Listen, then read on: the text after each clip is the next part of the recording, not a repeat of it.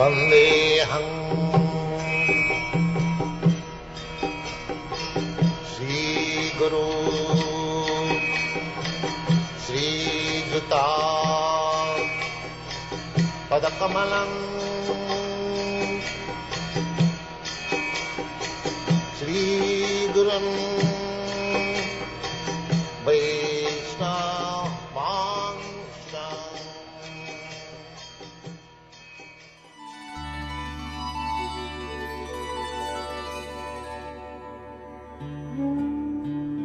15e chapitre. Description du royaume de Dieu. Shri Maitreya dit: Mon cher Vidura, Diti, l'épouse du sage Kashyapa, comprit que les fils qu'elle portait en son sein seraient source d'ennui pour les Devas. Aussi garda-t-elle pendant 100 années la puissante semence de Kashyapa Muni, destinée à susciter l'inquiétude dans l'univers. Du fait de la grossesse de Diti, la lumière du soleil et de la lune cessa d'éclairer les diverses planètes. Les Devas habitant les sphères troublées par ce phénomène se rendirent auprès du créateur de l'univers, Brahma, et lui demandèrent: quelles sont ces ténèbres qui s'étendent dans toutes les directions? Les bienheureux Devas dirent: Ô puissant, vois ces ténèbres dont tu connais très bien la nature et qui nous inquiètent. Parce que tu te situes hors des attentes du temps, rien ne t'est caché. Ô Seigneur des Seigneurs, toi qui soutiens l'univers, joyau suprême d'entre les Devas habitant d'autres planètes, tu connais les intentions de tous les êtres vivants, dans les mondes spirituels et matériels. Ô source première de la force et de la connaissance, des sciences, que tous t'offrent leur hommage. Le Seigneur souverain t'a confié l'influence distincte de la passion, et avec l'aide de l'énergie externe, tu es né de l'origine non manifestée. À toi notre hommage, encore et encore. Ô Seigneur, toutes les planètes reposent en toi, et tous les êtres vivants ont été engendrés par toi. Tu représentes ainsi la cause de cet univers, et quiconque médite sur toi sans faillir parvient au service de dévotion. Ils ne connaissent jamais la défaite ici-bas, ces yogis accomplis et expérimentés, qui maîtrisent leur mental et leur sens, en contrôlant leur souffle. Car en œuvrant ainsi à parfaire la pratique du yoga, ils ont obtenu ta grâce. Tous les êtres de l'univers vivent selon les directives des Védas, à la manière d'un bœuf que l'on mène par une corde attachée à son museau. Nul n'est en droit d'enfreindre les règles contenues dans les écritures védiques. Au premier de tous les êtres qui nous a donné les Védas, nous offrons nos respects. Les Devas poursuivirent: Veuille poser sur nous ton regard bienveillant, ô puissant maître, car nous voilà tombés dans une bien misérable condition. À cause des ténèbres, tous nos devoirs sont maintenant suspendus. Comme le combustible qui étouffe le feu, l'embryon engendré en Diti par la semence de Kashyapa a rempli l'univers de denses ténèbres. Shri Maitreya dit: Satisfait par les prières des Devas, Brahma, qui se laisse connaître à travers le son spirituel, entreprit alors de répondre à leurs requêtes.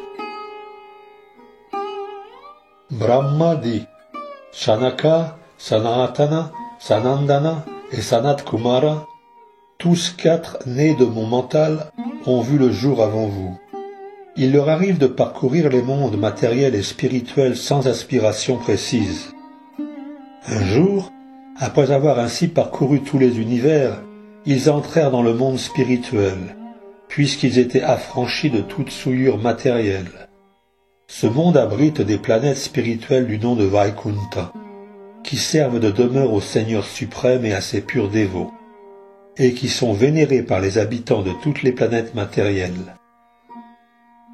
Tous les habitants des planètes Vaikunta possèdent une forme semblable à celle du Seigneur suprême, et tous sont absorbés dans le service de dévotion, sans le moindre désir de satisfaction sensorielle. Là, sur les planètes Vaikunta, règne le Seigneur souverain, la personne originelle, qu'il est possible de connaître à travers les écritures védiques. En lui, tout n'est que pure vertu, sans la moindre trace de passion ou d'ignorance. Il assure lui-même le progrès de ses dévots sur la voie de la religion. Là s'étendent de nombreuses forêts à caractère propice. Les arbres y sont des arbres à souhait, et en toute saison on les voit chargés de fleurs et de fruits. Car sur les planètes Vaikunta, tout est spirituel et personnel. Les habitants de ces planètes volent dans des aéronefs accompagnés de leurs bien-aimés, et par leurs chants louent éternellement les qualités et les actes du Seigneur, lesquels ne revêtent jamais un caractère funeste. Chantant les gloires du Seigneur, ils n'accordent même pas d'intérêt au Madhavi épanoui, ces fleurs odorantes et chargées de nectar. Lorsque le roi des bourdons chante sur un ton aigu les gloires du Seigneur, les tourterelles, les coucous, grues, chakravaka, cygnes, perroquets, cailles et pans cessent leur tapage. Et si tous ces oiseaux divins taisent ainsi leur propre chant, c'est à seule fin d'entendre les gloires du Seigneur.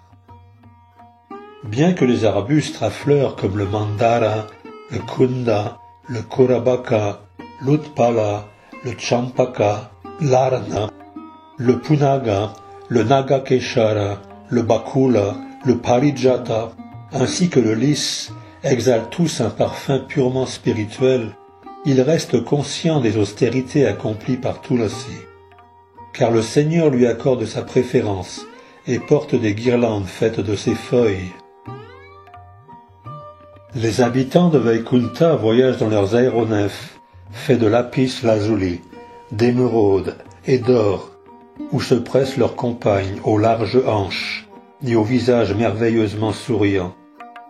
Mais l'allégresse et les charmes angéliques de ces beautés ne sauraient les inciter à la passion. Les dames des planètes Vaikunta sont aussi belles que la déesse de la fortune. On voit parfois ces beautés transcendantes qui jouent avec des lotus et portent des bracelets teintants à leurs chevilles, nettoyer les murs de marbre incrustés par intervalles de bordures d'or, afin d'attirer sur elles la grâce du Seigneur souverain. Dans leur propre jardin, au bord d'étangs divins dont les rives sont pavées de corail, les déesses de la fortune adorent le Seigneur en lui faisant offrande de feuilles de Tulasi. En présentant leur offrande au Seigneur, elles peuvent voir dans l'eau l'image réfléchie de leur ravissant visage, au nez relevé. Ces visages dont la beauté semble rehaussée par les baisers qu'y a déposés le Seigneur. Il est regrettable de voir des infortunés discuter de sujets qui ne méritent pas d'être entendus et égarent l'intelligence, au lieu de s'entretenir des descriptions de Vaikunta. Ceux-là qui délaissent les propos à la gloire de Vaikunta pour se pencher sur des sujets matériels sont plongés dans les plus profondes ténèbres de l'ignorance. Brahma poursuivit. Mes chers Devas, la forme humaine revêt une telle importance que nous-mêmes désirons l'obtenir, car elle seule permet d'atteindre au parfait savoir et à la plus haute vérité spirituelle. Si celui qui a obtenu cette naissance manque à comprendre le Seigneur suprême et son royaume, c'est qu'il subit profondément l'influence de l'énergie externe. Ceux dont les traits corporels se transforment sous l'effet de l'extase, et qui, à entendre les gloires du Seigneur, respirent lourdement et se couvrent de sueur, ceux-là gagnent le royaume de Dieu, même s'ils négligent la méditation et les autres austérités. Le royaume de Dieu se trouve au-delà de tous les univers matériels et fait l'objet du désir de Brahma, comme des autres Devas. Ainsi, les illustres sages, Shanaka, Sanatana, Sanandana et Sanat Kumara, connurent-ils un bonheur sans précédent en atteignant grâce à leur pratique yogique le royaume de Vaikunta dans le monde spirituel. Ils découvrirent que le ciel y était illuminé par des aéronefs richement décorés et dirigés par les meilleurs bhaktas de Vaikunta. et purent constater que ce monde était gouverné par le Seigneur suprême en personne. Après avoir traversé les 6 premiers portails de la demeure du Seigneur, Vaikuntha Puri, sans trop éprouver d'étonnement à la vue de toutes les merveilles qui s'offraient à leurs yeux, ils parvinrent à la 7e porte, où ils aperçurent 2 êtres du même âge, resplendissants de lumière, armés de masses et parés de joyaux, de diamants, de pendants d'oreilles, de casques, d'étoffes et de tant d'autres ornements parmi les plus précieux. Chacun des portiers était doté de 4 bras, au teint bleuté, entre lesquels se balançaient des guirlandes de fleurs fraîches qui attiraient des abeilles ivres. Leurs sourcils arqués, leurs narines contrariées et leurs yeux rougeoyants trahissaient une certaine agitation. Où qu'ils se rendent, les illustres sages guidés par Chanaka avaient toujours libre passage. Pour eux, les notions de notre et leur n'existaient pas. Et c'est l'esprit en paix et de leur propre chef qui s'engagèrent à travers le 7e portail, tout comme ils avaient déjà traversé les 6 premiers, où resplendissaient l'or et les diamants.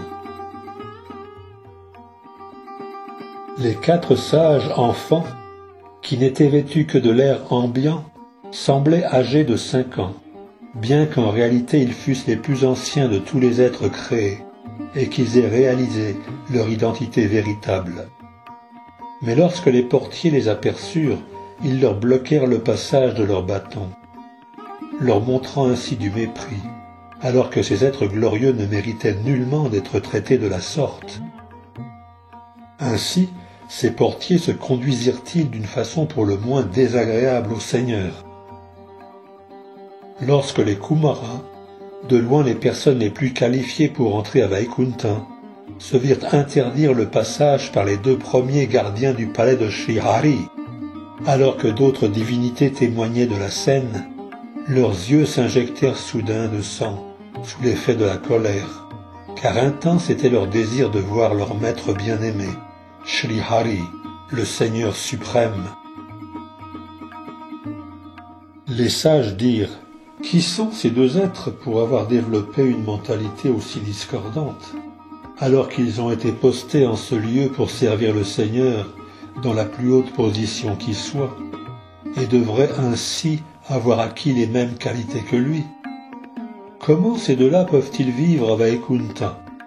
Comment est-il possible pour un ennemi de pénétrer dans le royaume de Dieu?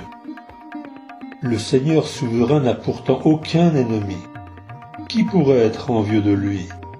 Ce sont là probablement des imposteurs, ce qui explique qu'ils soupçonnent autrui de leur ressembler.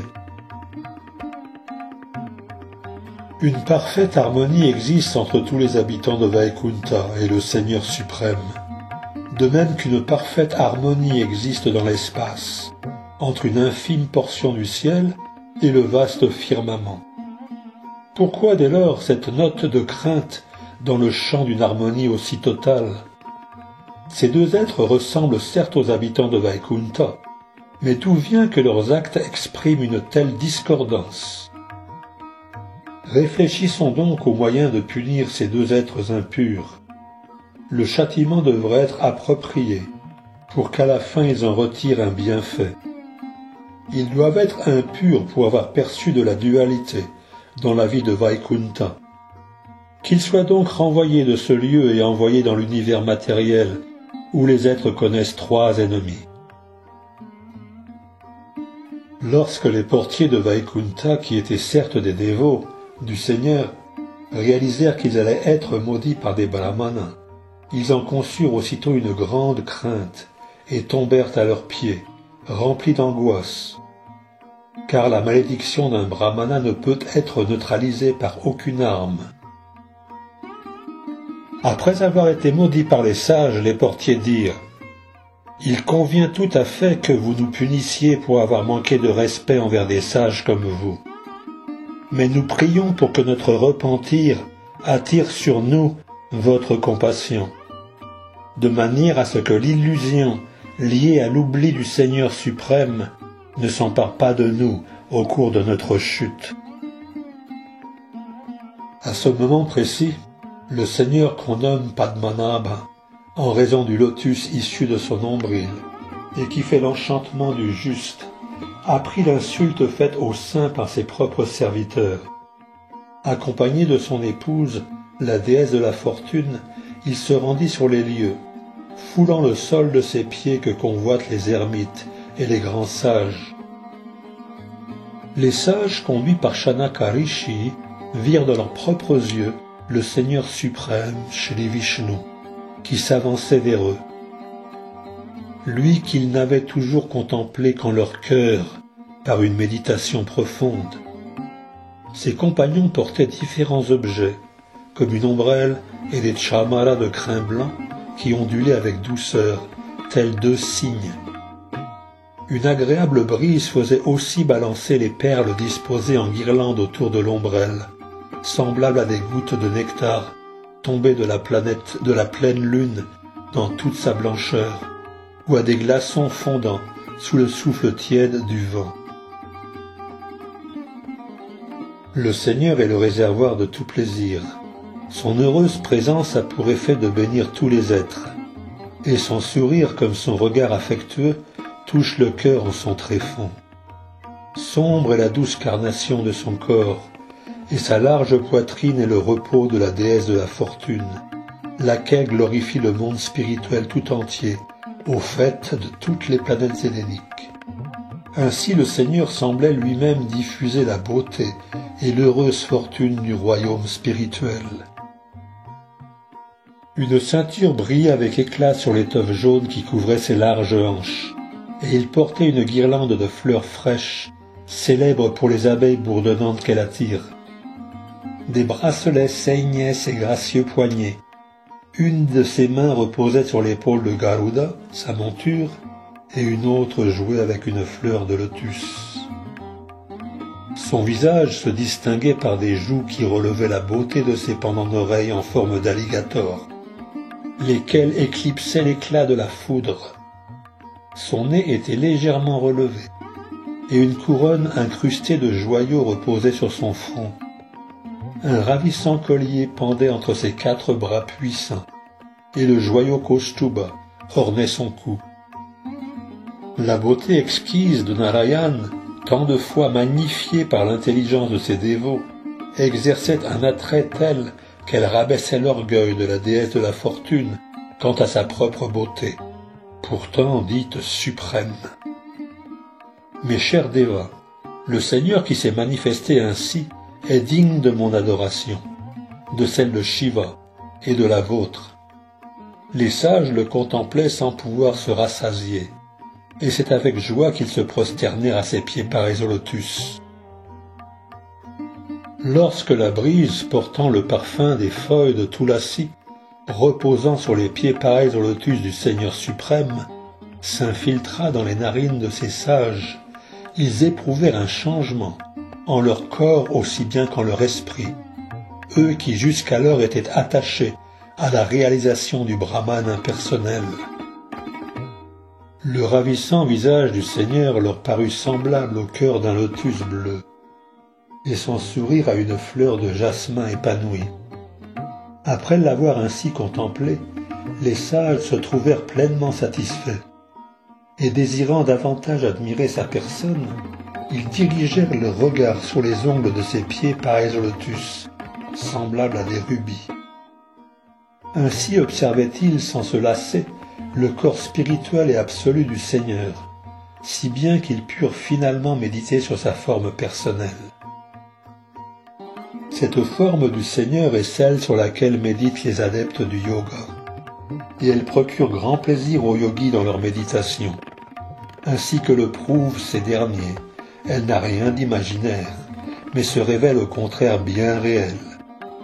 Le Seigneur jouit dans leur plénitude des 8 sortes de pouvoirs. Nul autre ne peut les posséder aussi parfaitement. Les Kumaras dirent « Cher Seigneur, bien que tu résides dans le cœur de chaque être, tu ne te manifestes point aux fourbes. Quant à nous, nous voulons te contempler de nos yeux, toi pourtant illimité. Grâce à ta bienveillante apparition, nous avons réalisé ce jour les propos entendus de notre Père Brahma concernant ta personne. Nous savons que tu es la vérité suprême et absolue, le Seigneur souverain, qui manifeste sa forme spirituelle dans la vertu pure et sans tache.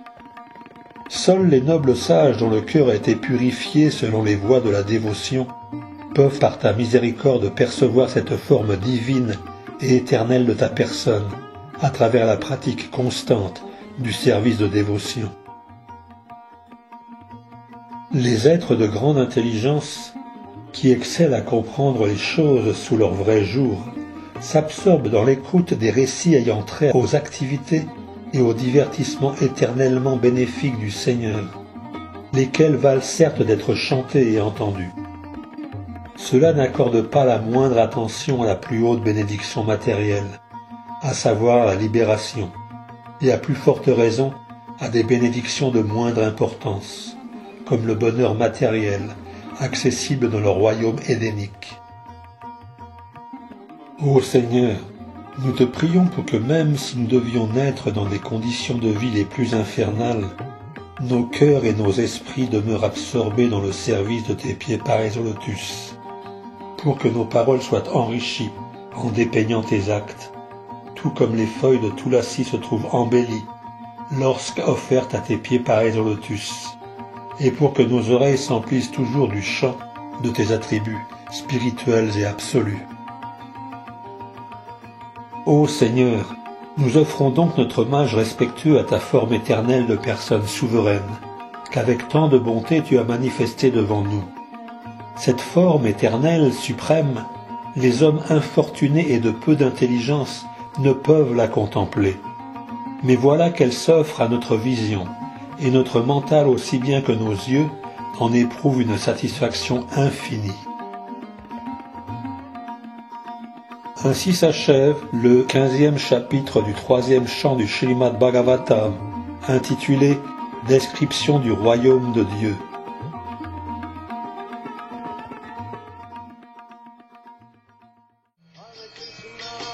Hare Krishna, Krishna Krishna, Hare Hare, Hare Rama,